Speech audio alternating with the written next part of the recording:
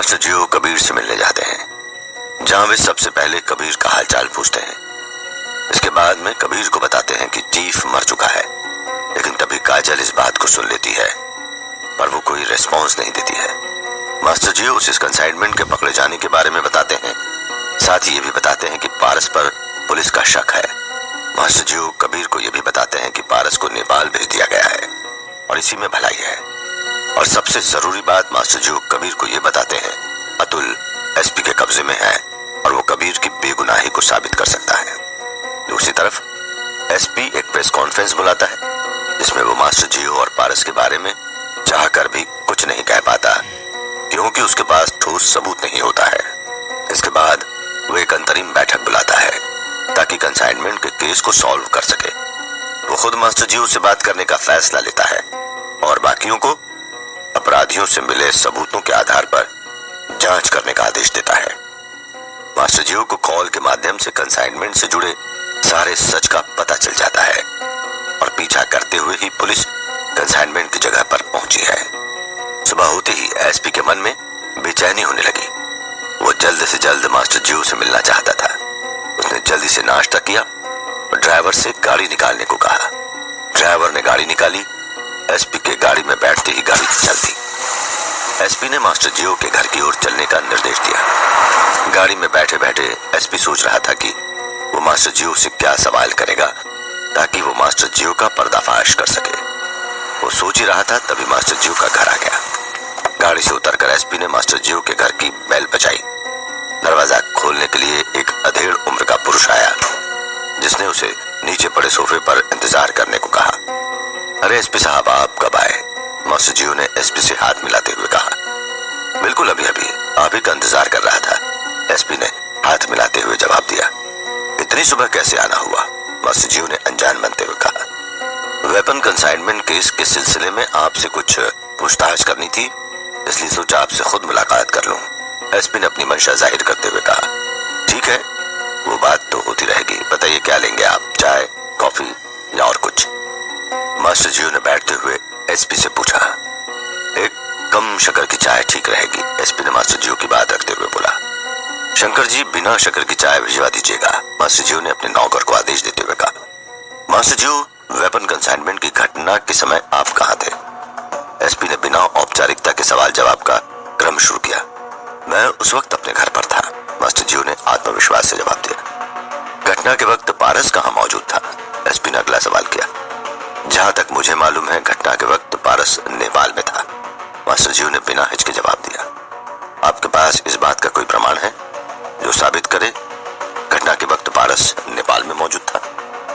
पारस उस वक्त नेपाल में था, इस बात को साबित करने के लिए उसके नेपाल जाने के फ्लाइट का टिकट मौजूद है, जो कि दिल्ली से काठमांडू के हैं।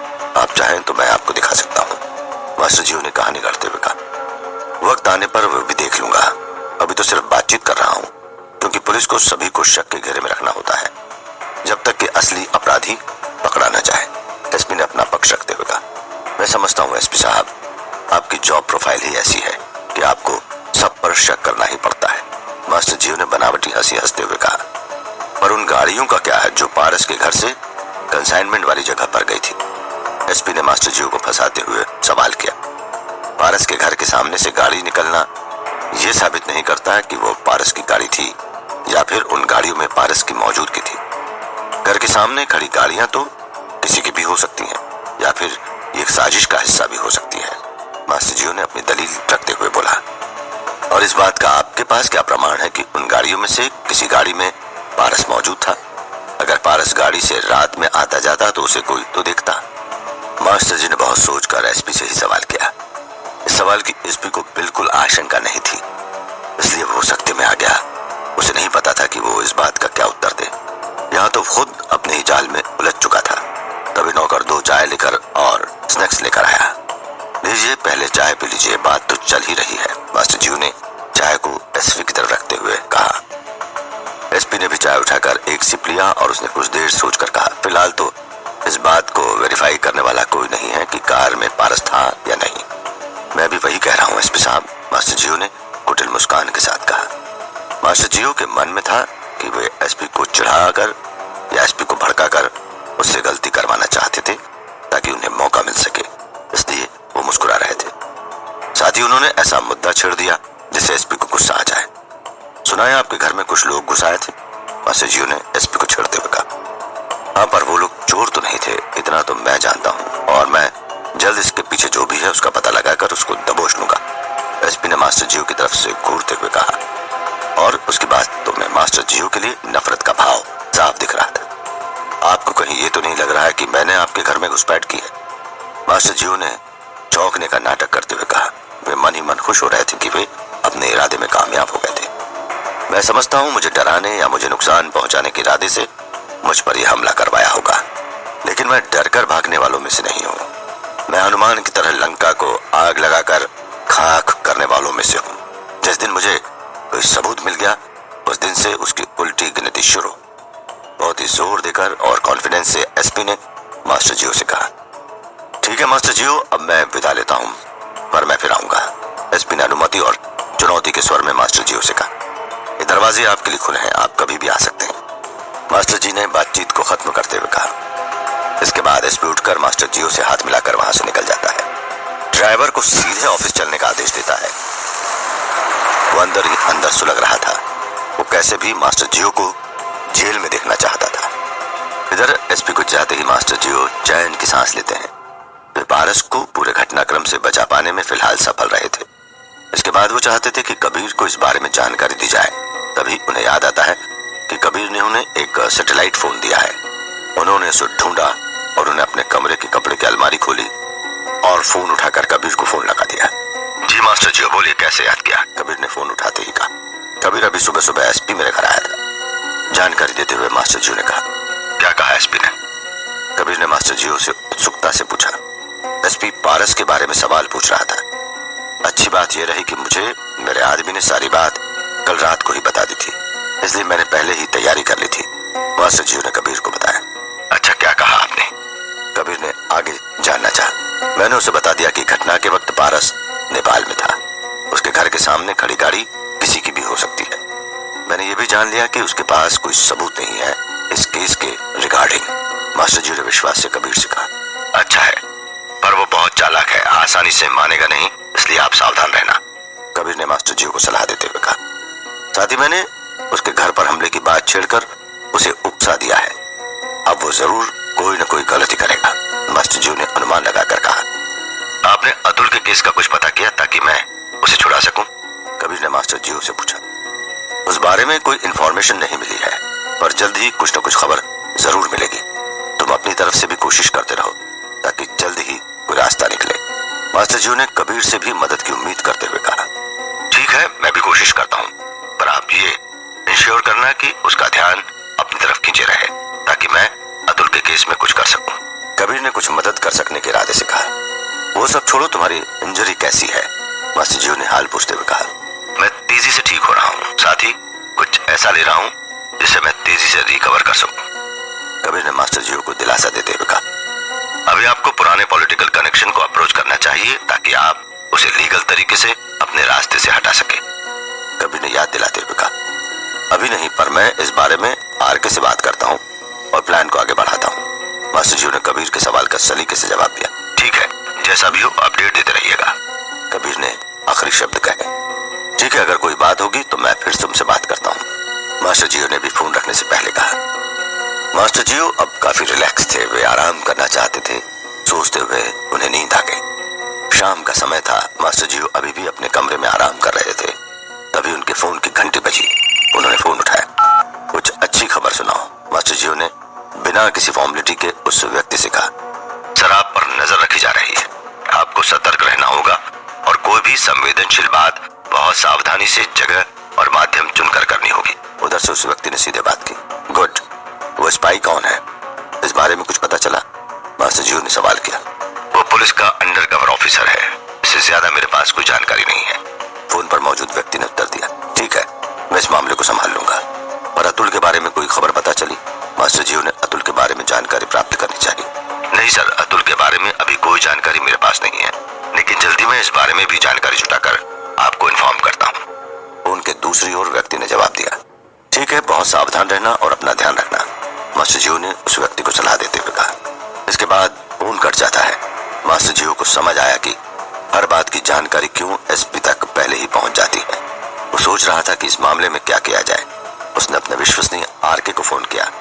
उसे बताया कि अड्डे के आसपास और घर के आसपास कोई अंडर कवर ऑफिसर मुझ पर नजर रख रहा है। उसे जल्दी से ढूंढो, क्योंकि उसी की वजह से हमारी हर चाल एसपी को पहले ही पता चल जाती है। इधर आरके ने फोन करते ही अपनी गैंग के हर मेंबर को मैसेज कर दिया, जिसमें लिखा था कि हमारे इलाके में हम पर एक अंडर कवर ऑफिसर नजर रख रहा है। इशारा पाकर गैंग का हर मेंबर सभी संदिग्ध व्यक्ति को खोजने लगे।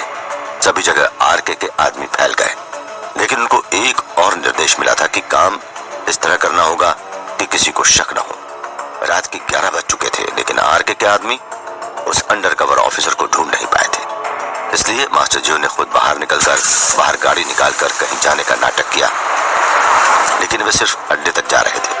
तभी आरके के आदमियों ने गौर किया कि एक भिखारी जैसा दिखने वाला व्यक्ति मास्टर जियो के जाते ही फोन से किसी से बात कर रहा था। आरके के आदमियों ने उसे दबोच लिया।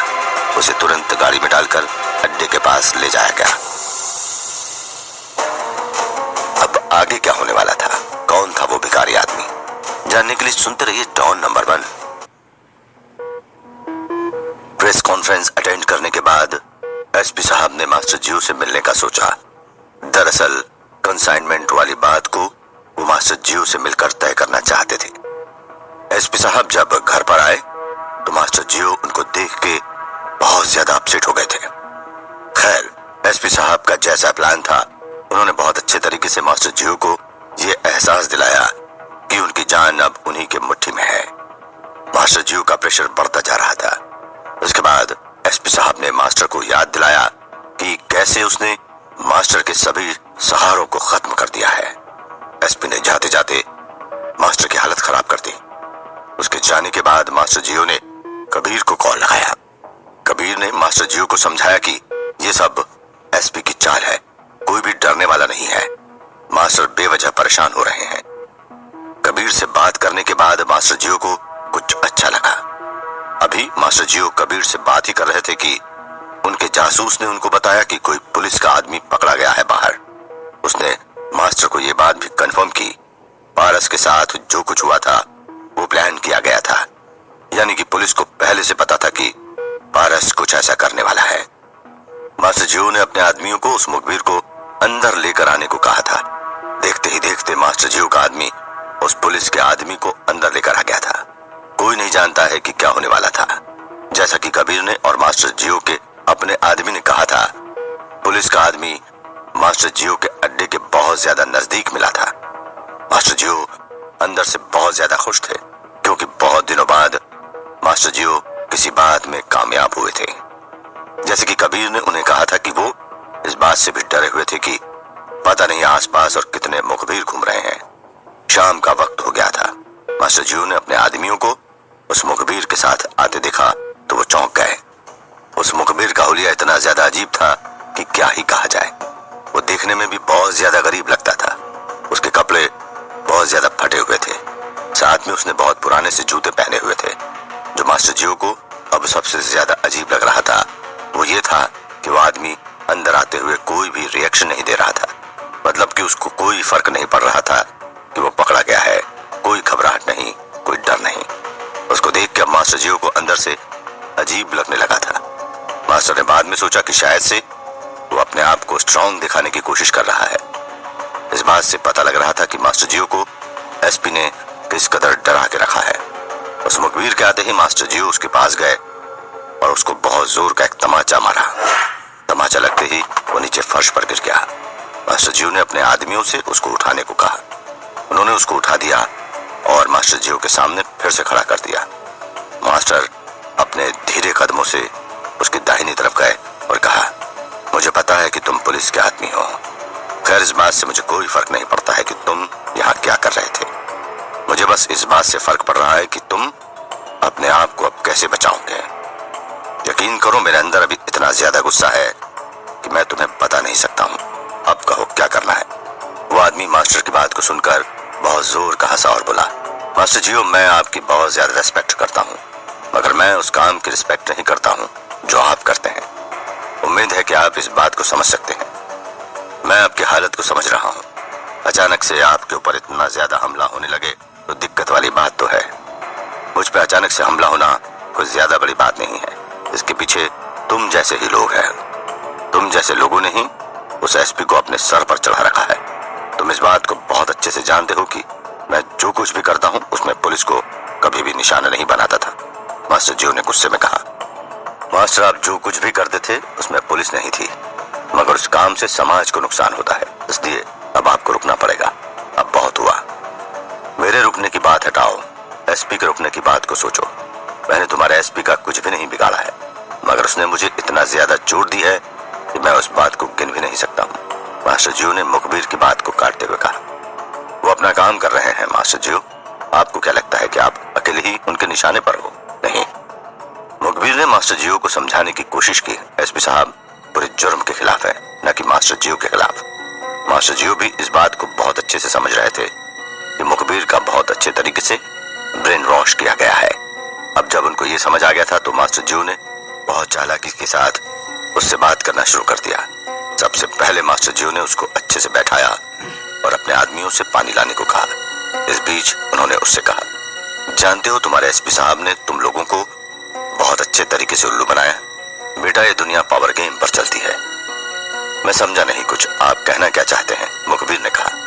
मास्टर जियो ने हंसते हुए कहा, तुमको क्या लगता है कि क्या हो रहा है?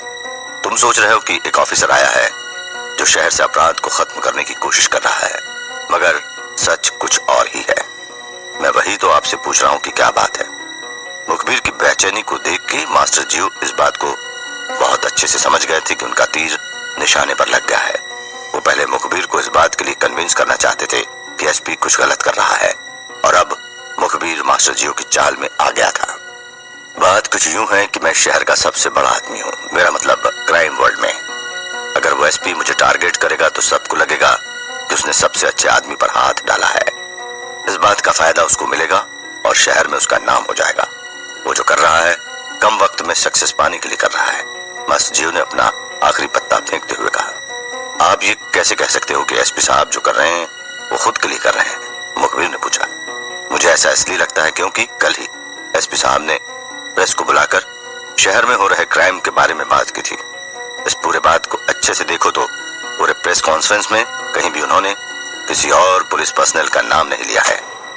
इस बात से तुम मेरी बात का अंदाजा लगा सकते हो, मास्टर जियो ने कहा। मास्टर जियो की बात को सुनकर वो आदमी अब बहुत ज्यादा कंफ्यूज हो गया था। एक तरफ उसकी ड्यूटी थी जो उसको अपने काम को सही तरीके से करने के लिए उकसा रही थी, और अब जबकि मास्टर जियो ने उसके दिमाग में उसके बॉस के खिलाफ जहर भर दिया था तो उसको समझ नहीं आ रहा था कि वो किस तरफ जाए। मास्टर जियो मन ही मन मुस्कुरा रहे थे कि उनका तीर सही जगह लग गया है। सच ही कहा है किसी ने, जो काम प्यार से हो सकता है वो तलवार से नहीं हो सकता है। मास्टर जियो के आसपास जो आदमी बैठे हुए थे वो भी इस बात को बहुत अच्छे से समझ रहे थे कि मास्टर जियो उस मुखबिर से क्या बात करने वाले हैं। पूरे कमरे में सन्नाटा छा गया था। अचानक से उस मुखबिर ने कहा, आपको मुझसे क्या चाहिए मास्टर? मैं ये नहीं कहता हूं कि तुम अपना काम मत करो। तुमको मुझ पर निगरानी रखने को कहा गया है, तुम अपना काम करो, मगर मुझे बस इतना बता दो कि अतुल साहनी को एसपी साहब ने कहाँ रखा है। एसपी साहब ने अतुल साहनी को अपने ही घर में रखा है, मगर मैं ये नहीं जानता हूँ कि कैसे और कहाँ रखा है, क्योंकि वहां पर कुछ एक ऑफिसर्स के अलावा कोई और नहीं जा सकता है। मुखबिर ने कहा। अच्छी बात है, मुझे बहुत खुशी हुई कि तुमने मुझे बता दिया कि अतुल कहाँ है। मास्टर जियो ने खड़े होते हुए कहा, एक बात मुझे समझ नहीं आ रही है कि मैं अगर एसपी साहब को आपकी रिपोर्ट करूंगा तो आपको कोई दिक्कत नहीं है? मुखबिर ने पूछा। उसको समझ नहीं आ रहा था कि मास्टर जियो का क्या प्लान चल रहा है। मुझे इस बात से कोई दिक्कत नहीं, आखिर तुम अपना काम कर रहे हो। हाँ, इस बात का ध्यान रखना कि मेरे आदमियों को तुमसे कोई दिक्कत ना हो। मास्टर जियो ने मुखबिर को बहुत कड़े तरीके से कहा। इन सब बातों के बाद मास्टर जियो ने उस मुखबिर को बाहर भेज दिया। अब उनके पास बहुत अच्छी सी इंफॉर्मेशन थी। कम से कम आज बहुत दिनों बाद वो पहली बार एसपी से एक कदम आगे आए थे। मगर जैसा कि कबीर ने उनको कहा था, किसी भी बात के लिए कोई जल्दबाजी नहीं दिखानी थी। वो आराम से अपने आप को समझा रहे थे कि उनको क्या करना है। अब उनको याद आया कि उनको कबीर ने अपने पॉलिटिकल कॉन्ट्रैक्ट को वापस से जिंदा करने के लिए कहा था। अब मास्टर जियो अपने सिगरेट के साथ बैठ के सोचने लगते हैं कि कैसे वो ये काम कर सकते हैं। आखिर में उनको आरके की याद आती है। उनको वो दिन याद आता है जब उन्होंने इंटरनेशनल माफिया को ज्वाइन किया था।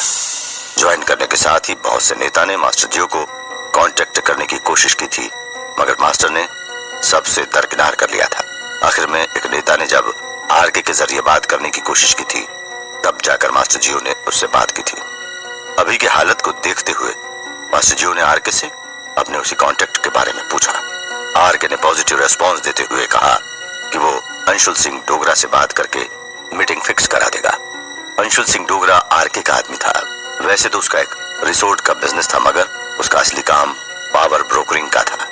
आज इकलौता इंसान था जिसके ऊपर मास्टर जियो आंख बंद करके भरोसा कर सकते थे। इन सब के साथ दिक्कत ये थी कि मास्टर जियो उस नेता से आमने सामने नहीं मिलना चाहते थे, क्योंकि मीडिया का डर था। इस तरह से वो आराम से मीडिया की नजर में आ सकते थे। मीडिया की नजर में आने का मतलब था कि एसपी को भी पता लग जाता कि मास्टर जियो अब पॉलिटिकल पावर यूज करके उसको हैंडल करने की कोशिश कर रहा है। मास्टर जियो ने आखिर में बहुत सोचने के बाद सैटेलाइट फोन का इस्तेमाल करने का सोचा। इस तरह से ज्यादा दिक्कत नहीं होने वाली थी, साथ ही इसमें बहुत कम रिस्क इन्वॉल्व था। सब कुछ सेट होने के बाद आरके ने धीरे से मास्टर जियो के कान में इस बात को डाल दिया कि अगर वो लोग किसी नेता का सहारा लेकर उस एसपी को हटाना चाहते हैं तो फिर इस काम के लिए बहुत ज्यादा पैसा खर्च हो सकता है। मास्टर जियो ने आरके को समझाते हुए कहा कि इन सब के लिए जितना पैसा चाहिए था इतने का इंतजाम है उसके पास। अभी मास्टर जियो उस एसपी को हराने के लिए कुछ भी करने को तैयार था। सब बातों को कंफर्म करके आरके ने फोन काट दिया। मास्टर जियो खिड़की पर खड़े होकर आगे घटने वाली घटना को देखने लगे। अब उनके मन में अंधेरे कोने में रोशनी की उम्मीद जग गई थी। हालांकि उनको डर भी था कि क्या हो सकता है, मगर अभी इस बात का डर ज्यादा था कि कुछ नहीं करने से क्या हो सकता है। मास्टर जियो के लिए इस पॉलिटिकल डील का पक्का होना बहुत ज्यादा मायने रखता था। वो अपने दुश्मन को पहले ही हल्का आंकने की गलती कर चुके थे और अब वो दोबारा इस काम को नहीं करना चाहते थे। क्या मास्टर जियो का यह फैसला सही होगा? मास्टर जियो जब अपने आदमी से बात कर रहे थे, मगर अचानक से मास्टर जियो का जासूस आता है और बताता है कि मास्टर जियो के अड्डे के पास पुलिस के आदमी है। जब मास्टर जियो के आदमी देखने जाते हैं तो उनको पता लग जाता है कि कोई आदमी है ऐसा। बाद में मास्टर जियो के आदमी एक भिखारी को पकड़ कर लाते हैं। मास्टर जियो उससे बात करना शुरू कर देते हैं। बातों बातों में उसको पता लगता है कि एसपी ने मास्टर जियो पर पहरा लगाया था। मास्टर जियो को इस बात से बहुत ज्यादा गुस्सा आ रहा था, मगर मास्टर खुद को रोक लेते हैं। अब मास्टर जियो ने उस आदमी को प्यार से समझाने की कोशिश की। उन्होंने उसके दिमाग में इस बात को डाल दिया कि एसपी जो कुछ कर रहा है उसमें उसका फायदा है, डिपार्टमेंट का नहीं। जब वो मुखबिर मास्टर जियो के बाद में आ गया तो मास्टर जियो ने बहुत अच्छे से उससे अतुल का पता पूछ लिया। उसने मास्टर जियो को बता दिया कि अतुल को एसपी ने अपने ही बंगले में बंद रखा है। मास्टर जियो से जाते ही उस आदमी ने पूछा कि अब वो क्या करें, क्योंकि मास्टर जियो ने तो उसको पकड़ लिया है। मास्टर ने उसको अपने काम को करते रहने की सलाह दी। कोई नहीं जानता था कि क्या होने वाला है। जब वो मुखबिर चला गया तो मास्टर जियो ने अपना अगला कदम उठाते हुए आरके को कहा कि वो अपने आदमी को किसी पॉलिटिशियन को ढूंढने को कहे।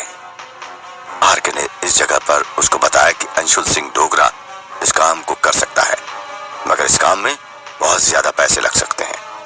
मास्टर ने उसको पैसे की चिंता छोड़कर काम को अंजाम देने को कहा। मास्टर जियो को डर था कि अगर मीडिया या पुलिस को यह बात पता लग गई तो बहुत ज्यादा प्रॉब्लम हो सकती है, क्योंकि इस तरह से एसपी साहब भी सावधान हो सकते थे कि मास्टर जियो उनको हराने के लिए क्या क्या कर रहा है। आरके मास्टर जियो की सेटिंग करने को निकल गया और मास्टर जियो अपने कमरे में बैठकर इंतजार करने लगे कि आरके अपना काम खत्म कर दे। मास्टर जियो इस बात को बहुत अच्छे से जानते थे कि ये दो धारी तलवार पर चलने जैसा है, मगर अभी मास्टर जियो के पास कोई ऑप्शन नहीं था। ना करते हुए भी या हाँ करते हुए भी उनको इस बात को करना ही था। मास्टर जियो का रिकॉर्ड रहा था कि वो नेता लोग से जरा दूरी ही बना के रखते थे। अभी मास्टर जियो के मन में यही प्लान चल रहा था कि वो अतुल को कैसे एसपी के पास से बाहर निकाला जा सकता है, क्योंकि जैसा उस पुलिस के मुखबिर ने बताया था अतुल को एसपी ने बहुत छिपा कर रखा है। अभी तो ये बात मास्टर जियो ने कबीर को भी नहीं बताई थी। मास्टर का दिमाग अभी बहुत ज्यादा घूम रहा था। कभी वो अतुल के बारे में सोच रहे थे तो कभी पारस के पास उनका दिमाग चला जाता था, क्योंकि उसको अभी ज्यादा देर नहीं हुई थी नेपाल गए हुए। जब भी मास्टर जियो को पारस की याद आती, वो अपने आप को उस कंसाइनमेंट में हुए नुकसान के बारे में सोचने से नहीं रोक पा रहे थे। आखिर ये मास्टर जियो की जिंदगी की सबसे बड़ी हार थी। मास्टर ने कभी सोचा नहीं था कि उनके साथ भी ऐसा कुछ हो सकता है, मगर अब जो ये सब मास्टर के साथ हो गया था तो उनको भरोसा करना ही पड़ा था। मास्टर जियो अभी यही सब सोच रहे थे कि तभी आर के उनके कमरे में आया। मास्टर जियो को समझ नहीं आ रहा था कि क्या हो रहा है। आर के ने आते के साथ कहा कि आपकी मीटिंग तो फिक्स हो गई है, लेकिन वो नेता आपसे अभी नहीं, आधे घंटे बाद बात करेगा। मास्टर जियो को इस बात से ज्यादा फर्क नहीं पड़ा कि कौन उनसे कब बात करेगा। अभी उनके लिए बस बात करना जरूरी था। मास्टर जियो ने बाद में आर के को इस बात का ध्यान रखने को कहा कि जब वो नेता से बात कर रहे होंगे तब कोई भी आदमी उनके पास नहीं होना चाहिए। ये बहुत ही कॉन्फिडेंशियल मैटर है। वही मास्टर जियो के अड्डे के बाहर पुलिस ने बहुत ज्यादा सख्त पहरा लगा दिया था। एसपी साहब को यह बात पता लग गई थी कि उनका कोई आदमी मास्टर जियो के अड्डे के पास पकड़ा गया है, मगर जब उनको कुछ देर बाद इस बात की खबर लगी कि वो आदमी सही सलामत बाहर आ गया है तो उनको इस बात की बहुत ज्यादा हैरानी हुई। उन्होंने उस आदमी से कॉल पर बात करने की कोशिश की। कॉल पर बात करते हुए उस आदमी ने एसपी साहब को बताया कि मास्टर जियो ने उसको अपने अड्डे के अंदर बुलाया था। अंदर जाने पर पहले तो उसको मारा गया, बाद में जब उसने इस बात को साबित कर दिया कि उसको आज ही वहां काम पर लगाया गया है तो मास्टर जियो ने उसको बिना किसी बात के बाहर निकाल दिया। एसपी को यह सुनकर अच्छा लगा कि मास्टर जियो में आज भी कुछ इंसानियत बाकी थी। उस मुखबिर ने एसपी साहब को यह नहीं बताया कि उसने मास्टर जियो को अतुल के बारे में बता दिया है। उधर अड्डे के अंदर मास्टर जियो को वो कॉल आ ही गया था जिसका उनको इंतजार था। आर के ने कॉल कनेक्ट होते टाइम बता दिया था कि यह नेता कहीं दिल्ली में बैठा हुआ था। कोई नहीं जानता था कि क्या होने वाला है, मगर मास्टर जियो इस बात को बहुत अच्छे से समझ रहे थे कि नेता से बहुत आराम से बात करना होगा। वो अब बस अपने आप को कुछ गलत या ज्यादा बोलने से बचाना चाहते थे। जब मास्टर जियो कॉल पर आए तो उनको उस तरफ से बहुत भारी आवाज आई। उस भारी आवाज ने मास्टर जियो से पूछा कि क्या बात है। मास्टर जियो ने उसको बताया कि वो अपना काम बहुत साफ तरीके से कर रहा था, मगर अचानक से एक एसपी ने उसके सभी काम को रोक दिया है। नेता ने मास्टर जियो से पूछा कि क्या मास्टर जियो ने एसपी के साथ कुछ पर्सनल लेवल पर किया है या कोई पुरानी दुश्मनी है क्या। मगर मास्टर जियो ने नेता को बताया कि आज से पहले उन्होंने कभी भी किसी पुलिस के आदमी को परेशान नहीं किया, फिर चाहे वो सीधे तौर पर हो या ऐसे वैसे करके हो। मास्टर जियो वैसे तो नेता से बात कर रहे थे, मगर उस नेता की आवाज से साफ था कि वो बहुत ज्यादा शराब के नशे में था। साथ ही मास्टर जियो को यह भी समझ आ रहा था कि वो अभी किसी पार्टी में बैठा हुआ है। फोन पर साफ साफ आवाज आ रही थी कि कोई लड़की उस नेता को चूमने की कोशिश कर रही थी। ये सब समझते हुए मास्टर जियो को बहुत ज्यादा बुरा लग रहा था, क्योंकि मास्टर जियो को ऐसी बेहुदगी पसंद नहीं थी। मगर बात वही थी, मरता क्या न करता। मास्टर जियो इससे पहले कि नेता से कुछ पूछते, नेता बोला, मेरी बात बहुत ज्यादा ध्यान से सुनना। मैं नेताजी नहीं बोल रहा हूँ, मैं उनका पीए बात कर रहा हूँ। जैसा कि तुमने बताया, मुझे सारा मैटर समझ आ गया है। तुम बस यही चाहते हो ना कि एसपी साहब का ट्रांसफर हो जाएगा, मगर इसके लिए खर्चा लगेगा। अब भगवान को खुश करना है तो प्रसाद तो देना ही पड़ेगा। मास्टर का गुस्सा अब आसमान छू रहा था। एक तो उन्होंने बहुत मुश्किल से किसी नेता से बात करने का मन बनाया था, मगर उनसे नेता नहीं, नेता का पीए बात कर रहा था। पास में खड़ा आर के भी इस बात को समझ रहा था कि मास्टर का मूड ऑफ हो गया है, मगर उसने इशारे में मास्टर जियो को शांत रहने का इशारा किया। मास्टर ने उसकी बात मानते हुए खुद को संभालते हुए कहा, हाँ मुझे यही चाहिए। कितना खर्च आएगा। अच्छी बात है, मुझे आपसे यही उम्मीद थी। मेरे हिसाब से 1 करोड़। उम्मीद करता हूँ कि ज्यादा नहीं है। नेता के पीए ने जब इतना कहा तो मास्टर जियो कुछ पल के लिए हिल गए। उनको समझ नहीं आ रहा था कि वो हाँ कहें या ना कहें। कुछ ज्यादा रकम नहीं है ये आपके हिसाब से, मास्टर जियो ने कहा। अरे मास्टर जी, जिस पोस्ट को पाने के लिए 50 लाख लगता हो, जिस नौकरी में पोस्टिंग के लिए 70 लाख लगता हो, और तो और जिस नौकरी में दहेज आपको 80 लाख मिलता हो, उस आदमी को हटाने में कम से कम 1 तो लग ही जाएगा। पीए की दलील को सुनने के बाद मास्टर जियो की बोलती बंद हो गई। अब उनको मजबूरी में हाँ कहना ही पड़ा। इतना कहने के साथ पीए ने फोन रख दिया। जब मास्टर जियो ने फोन रख दिया तो उनका चेहरा देखने लायक था। वो इस बात को समझ गए थे कि नेताजी उनके साथ चीटिंग कर रहे हैं, मगर आरके ने उनको समझाया कि अभी पैसा ज्यादा बड़ा प्रॉब्लम नहीं है, अभी एसपी ज्यादा बड़ा प्रॉब्लम है। अगर एक दफा एसपी हट गया तो हम लोग आराम से 6 महीने में 1 करोड़ कमा सकते हैं। मास्टर जियो को भी ये बात बहुत ज्यादा पसंद आई। उन्होंने आराम से आरके को सारी डिटेल नेताजी के पीए तक भेजने को कहा। अब जबकि हर तरफ से मामला सेट हो गया था तो मास्टर जियो की नजर घड़ी पर गई। रात के 10 बजने वाले थे। उन्होंने जल्दी से अपना फोन निकाला और कबीर को कॉल लगाया। अभी मास्टर के पास बहुत सारा मैटर था कबीर के लिए। दूसरी तरफ कबीर भी अपने बिस्तर में लेटा हुआ मास्टर जियो की कॉल का इंतजार कर रहा था। उसको पता था कि मास्टर जियो अभी बहुत मुश्किल भरे वक्त से लड़ रहे हैं। उन्होंने कबीर के हर मुश्किल वक्त में साथ दिया था, तो अब कबीर भी उनके साथ खड़ा रहना चाहता था। मगर अभी कबीर को गोली लगी थी तो वो बाहर जाकर मास्टर जियो को सपोर्ट नहीं कर सकता था। ये बात कबीर को बहुत ज्यादा बुरी लग रही थी। साथ ही काजल भी उस पर अब दिन भर शक करती थी कि कबीर की संगत अब बिगड़ रही है, मगर वो इसके लिए अभी कोई कदम नहीं उठा सकती थी। जब कबीर ने कॉल उठाया तो उसको मास्टर जियो की बहुत बुरी आवाज आ रही थी। उसको पहले तो लगा कि मास्टर जियो के साथ कोई दिक्कत हुई है, लेकिन बाद में मास्टर जियो ने कबीर को समझाया कि डरने वाली कोई बात नहीं है। बाद में मौका देख के मास्टर जियो ने कबीर को सारी कहानी सुनाई। पहले उन्होंने कबीर को बताया कि अतुल को एसपी ने अपने घर पर ही छिपा कर रखा है। इस बात को सुनकर कबीर के होश उड़ गए। कोई सोच भी नहीं सकता था कि एसपी भी कभी ऐसा कुछ कर सकता है। खैर, कबीर को इस बात की खुशी हुई कि वो अब अपने शिकार का पता जानता है। इसके बाद मास्टर जियो ने कबीर को बताया कि उन्होंने अपने पॉलिटिकल कॉन्ट्रैक्ट को भी फिर से जोड़ा है, मगर वो बहुत ज्यादा दाम मांग रहा है। कबीर ने इस बात की उम्मीद नहीं की थी कि नेताजी की तरफ से 1 करोड़ का डिमांड आएगी।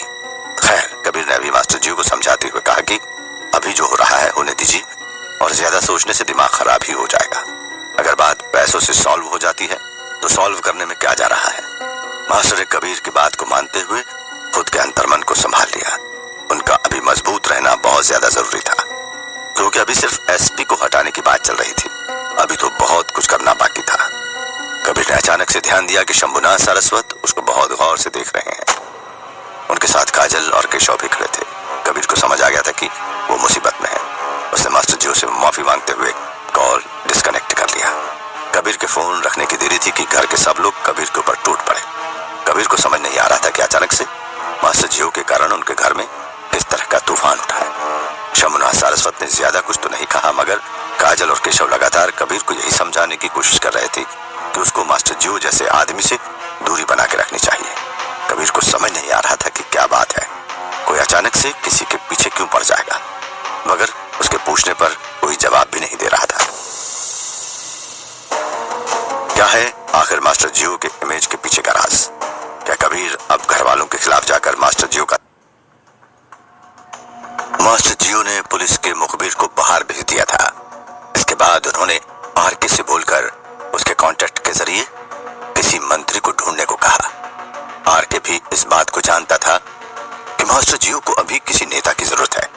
कुछ देर बाद मास्टर की उस आदमी से बात हुई जो उनका काम करने वाला था। मास्टर ने जब बात करना शुरू किया तो उनको एक भारी सी आवाज आई। मास्टर ने वक्त बर्बाद किए बिना ही सब बातें बता डाली। पहले तो सामने वाला बंदा ज्यादा सीरियस नहीं लग रहा था, मगर बाद में वो थोड़ा सीरियस हुआ। मास्टर जियो को उस आदमी की बातों से बहुत ज्यादा गुस्सा आ रहा था, मगर आरके ने हालत को देखते हुए मास्टर जियो को आराम से बात करने को कहा। मास्टर ने भी आरके की बात को मान लिया। अब जबकि उसको पता था कि सब कुछ सेट हो गया है, तो मास्टर जियो ने कबीर को इस बारे में बताने का सोचा। रात का वक्त हो गया था। मास्टर जियो ने कबीर को फोन किया। मास्टर जियो ने यहाँ पर कबीर को 2 बातें बताई। पहली ये कि अतुल एसपी साहब के पास ही है, और दूसरी वो नेता वाली बात। कोई नहीं जानता था कि क्या होने वाला है। कबीर को भी 1 करोड़ बहुत ज्यादा अमाउंट लग रहा था, मगर अभी हालत को देखते हुए उसने भी मास्टर जियो को कहा कि अभी यही अच्छा ऑप्शन है। जब कबीर मास्टर जियो से फोन पर बात कर रहा था तो अचानक से उसको महसूस हुआ कि उसके घर वाले उसको घूर के देख रहे हैं। कबीर ने इस बात को समझते हुए फोन जल्दी से रख दिया। अभी अपने जख्म के कारण कबीर बाहर भी नहीं जा सकता था। उसकी मजबूरी थी कि वो ना चाहते हुए भी अपने घर वालों के सामने उसको मास्टर जियो से बात करना पड़ रहा था। जब कबीर ने फोन रख दिया तो उसको पता लग गया कि क्या होने वाला है। अब उसको अपने घर के लोगों का सामना करना था। सबसे पहले शंभुनाथ सारस्वत खुद उससे बात करने को आए। उनके चेहरे पर बहुत शांत वाला गुस्सा दिख रहा था। वो धीरे से आए और कबीर के पास वाली चेयर पर बैठ गए। कबीर, अगर आपके पास वक्त है तो मुझे आपसे कुछ बात करनी है, शंभुनाथ ने कहा। हाँ दादाजी, कहिए, क्या बात है? मुझे लगता है कि आपको अपने दोस्तों को बदलने की जरूरत है। जरा एक दफा ठंडे दिमाग से इस बारे में सोच कर देखिए कि मैं क्या बात कर रहा हूँ, शंभुनाथ ने कहा। क्या आपका इशारा मास्टर जियो की तरफ है दादाजी? कबीर वैसे तो जानता था कि शंभुनाथ का इशारा किस तरफ है, मगर उसको अभी ये जानना था कि अचानक से ऐसा क्यों हुआ है। हाँ, मेरा इशारा उसी तरफ है। देखो, अभी जैसे हालत है, मैं उन सब बातों को ध्यान में रखते हुए आपको ऐसा करने को बोल रहा हूँ, शंभुनाथ ने कबीर को बहुत धीमी आवाज में समझाते हुए कहा। साथ ही उनकी आवाज में एक तकलीफ भी दिख रही थी। लेकिन दादाजी, उन्होंने मेरी बहुत मदद की है। आप ही कहिए, किसी के मदद के बदले आप उसको अकेला छोड़ नहीं देते हैं ना, कबीर ने अपना पक्ष रखते हुए कहा। कोई नहीं जानता था कि क्या होने वाला है कबीर, जिंदगी का तजुर्बा मुझे तुमसे बहुत ज्यादा है, शंभुनाथ ने कहा। मैं इस बात को बहुत अच्छे से समझता हूँ दादाजी, मगर कुछ नहीं कबीर, मैं इस घर का मुखिया हूँ। मुझे जो बात पसंद नहीं है वो बात पसंद नहीं है। मैं तुमको परेशानी से बचने की कोशिश कर रहा हूँ और तुम हो जानबूझकर अपने आप को परेशानी में डालने की कोशिश कर रहे हो, शंभुनाथ सारस्वत ने कबीर को समझाते हुए कहा। शंभुनाथ की बातों से लग रहा था कि वो बहुत आराम से कबीर से कुछ छुपाते हुए उसको कुछ बताने की कोशिश कर रहे थे। देखिए दादाजी, मैं आपकी बहुत इज्जत करता हूँ, मुझे आपका हर फैसला मंजूर है, मगर आप भी किस परेशानी के बारे में बात कर रहे हैं मुझे समझ नहीं आ रहा है। कबीर अब इरिटेट हो रहा था। बेटा, आप इस बात को जानते हो कि आपने अपने साथ क्या किया है? तुम्हें याद नहीं होगा, मगर मैंने देखा है, काजल ने देखा है, पूरी दुनिया ने देखा है। ऐसा क्या हुआ दादाजी? और जो भी हुआ था वो मैंने होश में नहीं किया था, ड्रग के नशे में किया था। ये बात तो सब जानते हैं बेटा। यहाँ इससे किसी को कोई मतलब नहीं है कि आपने कैसे किया है और क्यों किया है। ये दुनिया सिर्फ ये जानती है या जानना चाहती है कि क्या किया है। तुम्हारा दिमाग बहुत ज्यादा खराब है कबीर, शंभुनाथ ने अपनी जगह से उठते हुए कहा। कबीर को अभी भी उनकी बातें समझ नहीं आ रही थी। वो चाहता था कि वो अपने दादाजी से सीधे तौर पर पूछे कि क्या बात है, मगर वो इस बात की हिम्मत नहीं कर पा रहा था।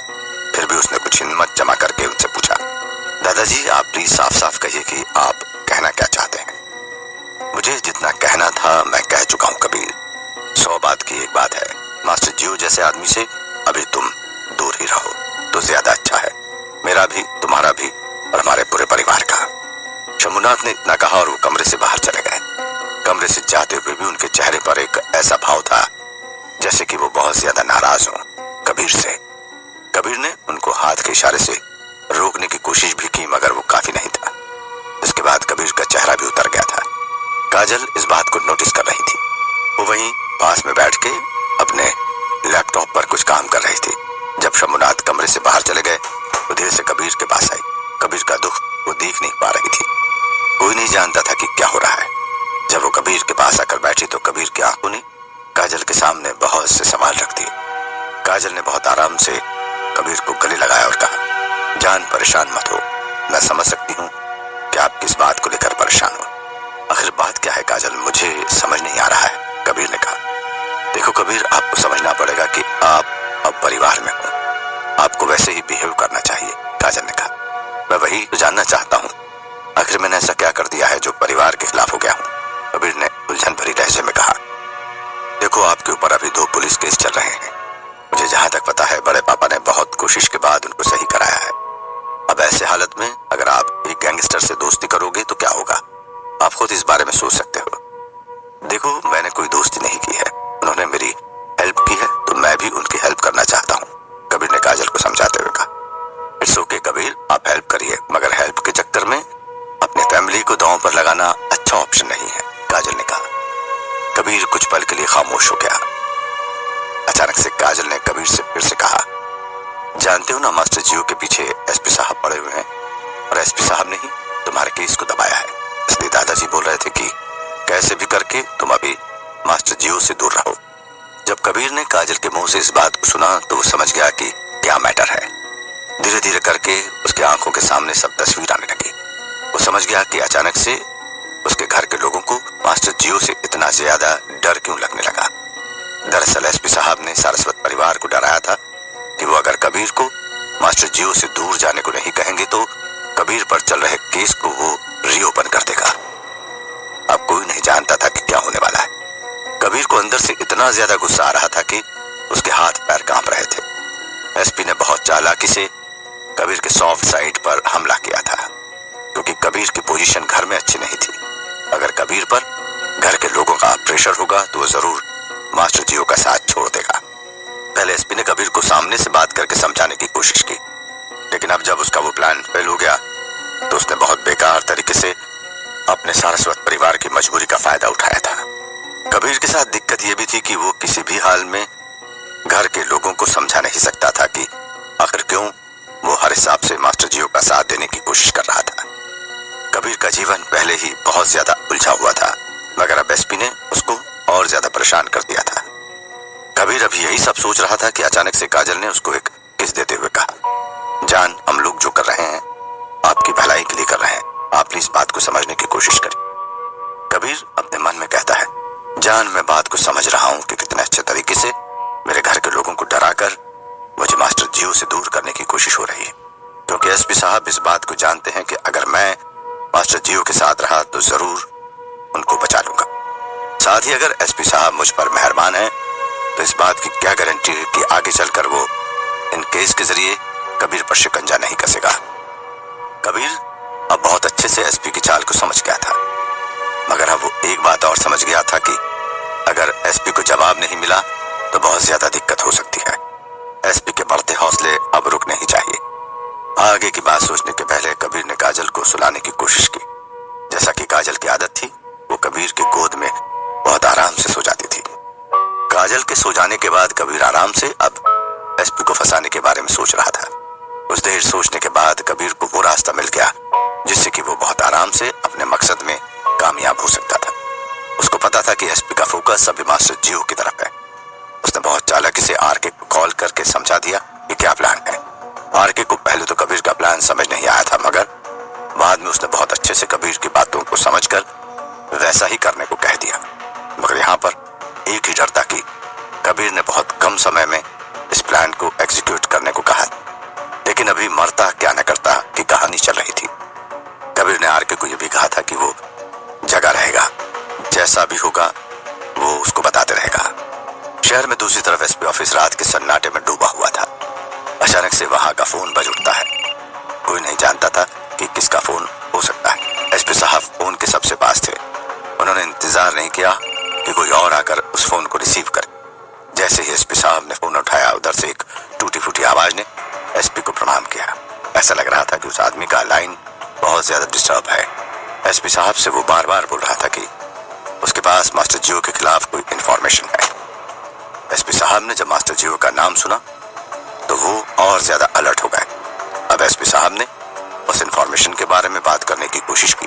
साथ ही उन्होंने उस आदमी का नाम पूछने की भी कोशिश की, मगर उस आदमी ने अपना नाम नहीं बताया। आखिर में उस आदमी ने एसपी साहब को यह बताया कि शिमला के बाहरी इलाके में एक गांव है, वहां पर मास्टर जियो का बहुत सारा माल पड़ा हुआ है।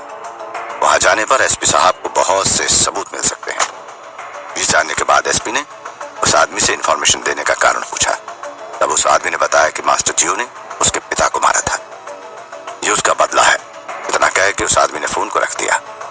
अब क्या था, एसपी ने तुरंत अपनी टीम को तैयार होने का आदेश दिया, मगर उनके साथी ऑफिसर्स को इस बात पर भरोसा नहीं था। लेकिन एसपी साहब अभी मास्टर जियो के खिलाफ किसी भी सबूत को नहीं छोड़ना चाहते थे। एसपी साहब को देख के ऐसा लग रहा था कि जैसे कि उनके हाथ क्या लग गया। क्या है इस इंफॉर्मेशन का राज? क्या है कबीर का प्लान एसपी को घेरने के लिए? क्या मास्टर जियो से जब कबीर बात कर रहा था तब उसको समझ आता है कि उसको घर के लोग देख रहे हैं। कबीर जब फोन रख देता है तो शंभुनाथ सारस्वत कबीर के पास आते हैं और बहुत अच्छे से कबीर को समझाते हैं कि मास्टर जियो जैसे लोगों के लिए परिवार को तकलीफ में डालना अच्छा नहीं है। इससे सिर्फ तुम्हारी इमेज खराब नहीं होती, परिवार की भी इमेज खराब होती है। कबीर को समझ नहीं आ रहा था कि अचानक से घर के लोगों को और खास करके शंभुनाथ सारस्वत को क्या दिक्कत हो गई थी। वो बार बार कबीर को उसके केस के बारे में याद दिलाने की कोशिश कर रहे थे। जब वो कबीर से बात करके चले गए तो काजल ने कबीर को बताया कि एसपी ने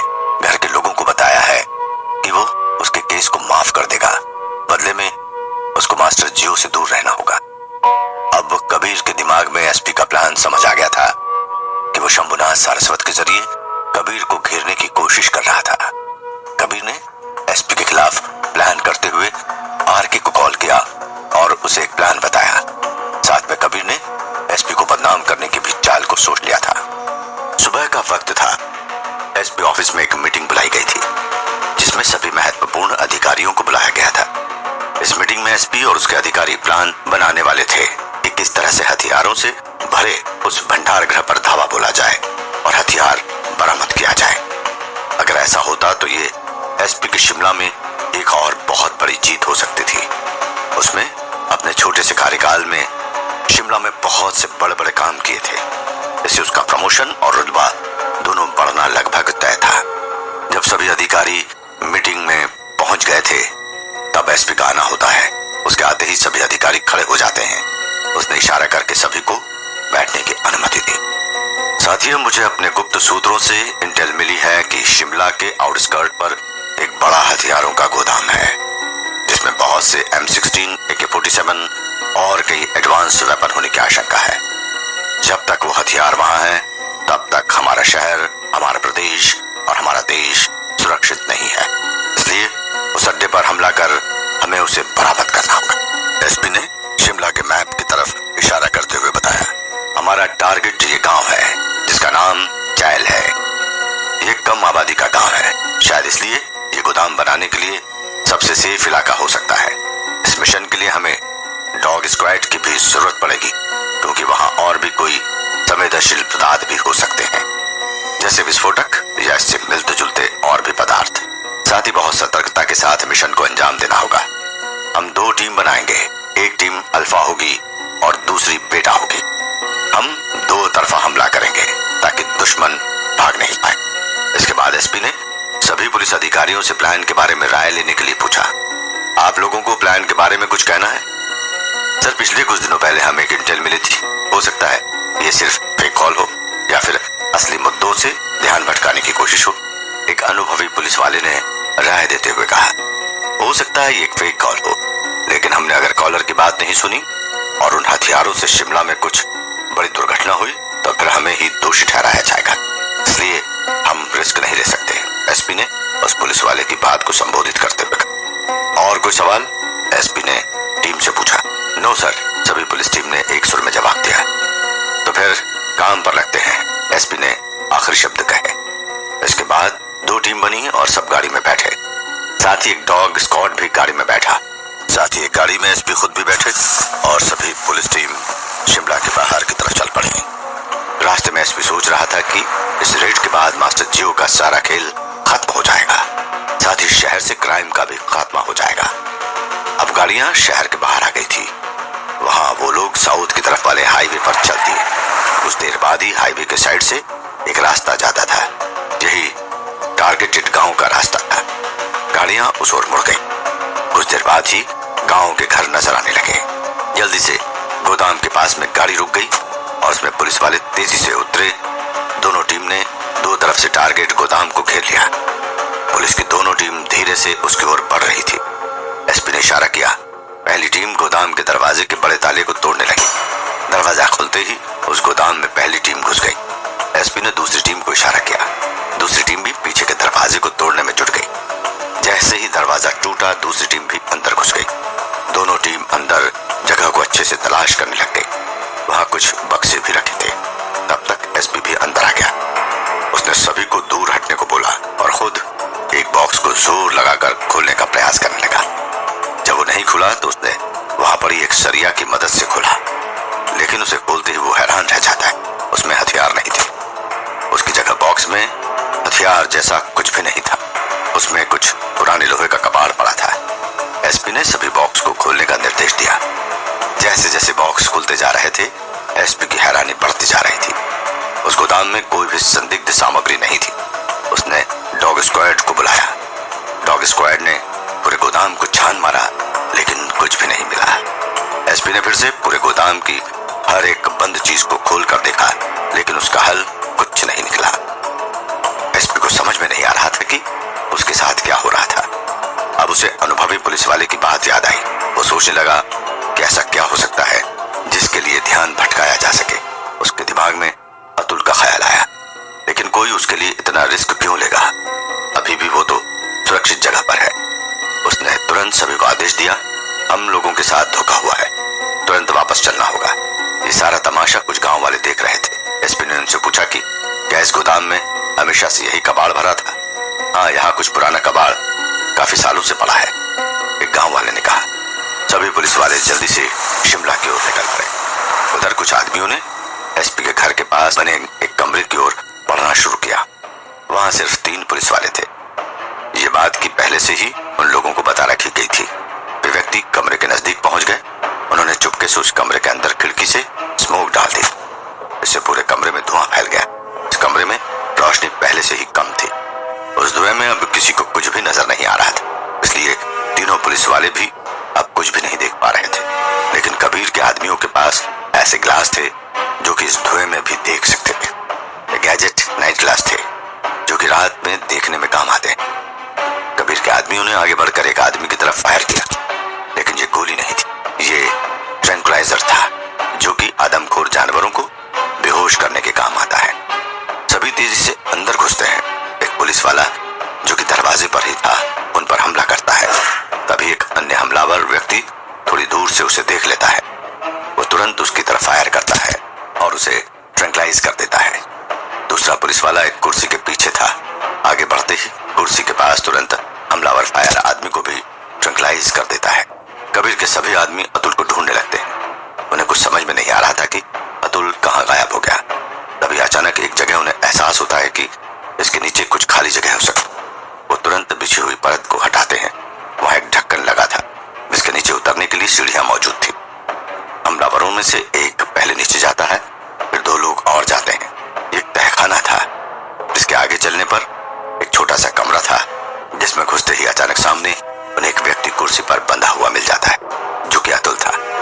तुरंत अतुल को खोलकर ऊपर लाया जाता है। वहां से गाड़ी में बिठाया जाता है और वहां से गाड़ी उसको तुरंत लेकर निकल जाती है। थोड़ी ही देर में हमलावर और अतुल का वहां नामो निशान नहीं था। इधर जिला कारावास के पास में ही 2 गाड़ियां खड़ी थी जिसमें कुछ आदमी बैठे थे जिन्होंने नकाब पहन रखा था, ग्लव्स पहन रखे थे और साथ ही रबर के जूते पहन रखे थे। उनके पास गन भी थी, लेकिन उसमें गोली नहीं थी, ट्रैंक्विलाइजर था जो कि जानवरों को शांत या बेहोश करने के लिए दी जाती है। ये सब इंतजाम इसलिए था ताकि मिशन के वक्त कोई भी गलती की गुंजाइश न रहे। साथ ही कबीर का सख्त निर्देश था, मिशन के दौरान किसी पुलिस की जान नहीं जानी चाहिए, क्योंकि उसे हम लोग और मुसीबत में फंस सकते हैं। जिला कारावास में कबीर का एक आदमी अंदर जाकर एमसीवी के पास जाकर उसमें से तार निकालकर जोड़कर वहां से निकल जाता है। इससे वहां शॉर्ट सर्किट हो जाता है। वहां मौजूद पुलिस वालों का ध्यान उस पर जाता है, जिससे जेल में अफरा तफरी मच जाती है। तभी वहां कई सारे स्मोक बम जेल में गिरते हैं। चारों तरफ धुआं हो जाता है। तभी कुछ नकाबपोश लोग अंदर जाते हैं। उन्होंने भी अपने नाइट ग्लासेस पहन रखे थे ताकि वे धुएं में देख सकें, जिससे वे पुलिस वालों को आसानी से देख टारगेट बना सकते थे। वे सभी रबर के जूते पहने थे ताकि जूतों के निशान फर्श पर नहीं पड़े। वे लोग सभी पुलिस वालों पर फायरिंग करने लग जाते हैं, जो कि असल में ट्रैंक्विलाइजर का इस्तेमाल होता है। क्योंकि कबीर किसी भी पुलिस वाले को मारना नहीं चाहता था, कुछ साहसिक पुलिस वाले छिपकर जवाबी फायरिंग करने लगे, लेकिन उस वक्त वहां बहुत कम पुलिस वाले ही थे, जिसकी वजह से वे चाहकर भी कुछ नहीं कर सकते थे। जब सभी पुलिस वाले बेहोश हो जाते हैं, तभी कबीर के आदमी सभी पुलिस वालों की जेब टटोलते हैं और जेल की चाबी ढूंढते हैं। चाबी मिलते ही तुरंत लॉकअप खोलकर मुखिया को आजाद कराया जाता है। मुखिया की मदद से उसके सारे आदमियों को वहां से निकाल लेता है। जेल में जैसे भूचाल आ गया था। बंदूक के दम पर बाकी बंदियों को ज्यों का त्यों रखा गया ताकि कोई भागे नहीं। इस भगदड़ में कबीर के कुछ आदमियों को चोट भी लग गई थी। वे लोग तेजी से बाहर निकलकर और गाड़ी में बैठकर वहां से तेजी से निकले ताकि एसपी और उसकी टीम आने से पहले वहां से निकल लिया जाए। दूसरी तरफ जैसे ही पुलिस की एक्टिविटी की खबर मास्टर जियो को मिल रही थी, जिससे उसके आदमियों का काम काफी आसान हो चुका था। जैसे ही पुलिस शहर के बाहर निकली, मास्टर जियो के खबरी ने इन्फॉर्म कर दिया कि यही सही मौका है। जब पुलिस शहर के अंदर घुसी, तब भी उसने खबर कर दी कि जल्दी करो, एसपी और उसकी टीम वापस आ रही है। मास्टर जियो और कबीर दोनों के ही आदमियों को इससे बहुत राहत थी, क्योंकि वह जानते थे कि कि काम सफाई से हो ताकि गलती की कोई गुंजाइश न रहे। इसलिए वो खबरी हर बात की खबर उनको देता था। यही वजह थी कि एसपी के आने के पहले ही दोनों ही जगह से हमलावर भाग चुके थे। इधर एसपी तेजी से शहर की तरफ बढ़ता है। कुछ देर बाद जैसे ही जिला कारावास पहुंचता है, वहां का मंजर देखकर चकित हो जाता है। उसे कुछ समझ में नहीं आ रहा था कि यहाँ क्या हुआ है। पूरे जेल में पुलिस वाले नीचे गिरे पड़े थे। तभी उसे उनके शरीर पर लगे ट्रैंकुलाइजर के शॉट दिखते हैं। वो समझ जाता है कि इन्हें सिर्फ बेहोश किया गया था। हर तरफ जेल में चीजें बिखरी थी, लगता था यहाँ गोलीबारी हुई। तभी वो अपने पुलिस वालों को सभी बेहोश लोगों को हॉस्पिटल पहुंचाने का आदेश देता है। तभी जैसे उसे कुछ याद आता है कि वो तेजी से बाहर निकलता है। उससे पहले वो कुछ लोगों को वहां निगरानी रखने को बोलता है। वो तेजी से उस कमरे की ओर गया जहां अतुल को रखा गया था। वो नहीं चाहता था कि किसी को पता चले, इसलिए वो अकेले ही आया था। कमरे में घुसते ही वो समझ गया यहाँ भी हमला हुआ था। उसने कमरे में चारों तरफ ध्यान से देखा। उसे समझ में आ गया कि अतुल को वहां से छुड़ा लिया गया था। वो गुस्से में दरवाजे पर तेजी से घूंसा मारता है। ये घूंसा इतना तेज था कि लकड़ी के दरवाजे में उसका हाथ घुस जाता है, लेकिन उसे दर्द नहीं महसूस हो रहा था। वो अभी बिल्कुल खाली हो चुका था। वो वहीं बैठ जाता है। तभी वो तीनों पुलिस वालों को देखता है। उन्हें वो घसीट कर बाहर ले जाता है और एम्बुलेंस को कॉल करता है। उसे बेचैनी हो रही थी। वो तेजी से घर जाता है और कुछ स्ट्रेस की गोलियां खा लेता है। गोलियां खाने के बाद वो बिस्तर पर पड़ जाता है। क्या एसपी पता लगा पाएगा कि दोनों जगह हुए हमले के पीछे